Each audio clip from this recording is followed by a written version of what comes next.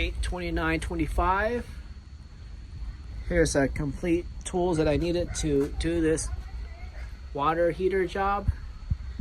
I needed a 9/16 to deal with the earthquake straps. In particular, when you bend the earthquake strap, the piece of metal is inside.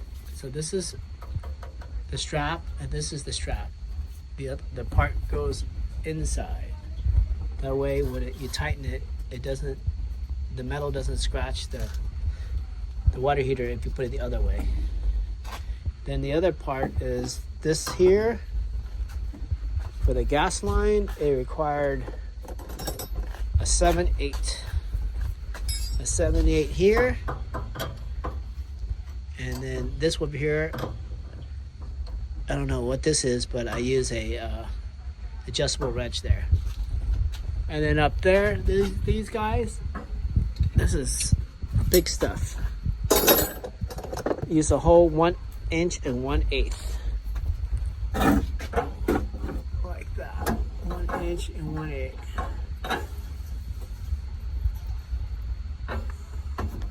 Right there. And so all that's good. Now this guy, I don't know what this one was. All right, looks like it fits that one too. And that's for the pressure relief.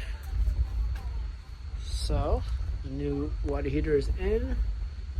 Turn on the water line. It feeds the thing from the bottom, and the thing is cooking, goes up. And when you turn on the all the faucets inside, you will hear a because all that air is being pushed out and out. It's like a spitting sound. All right, all done.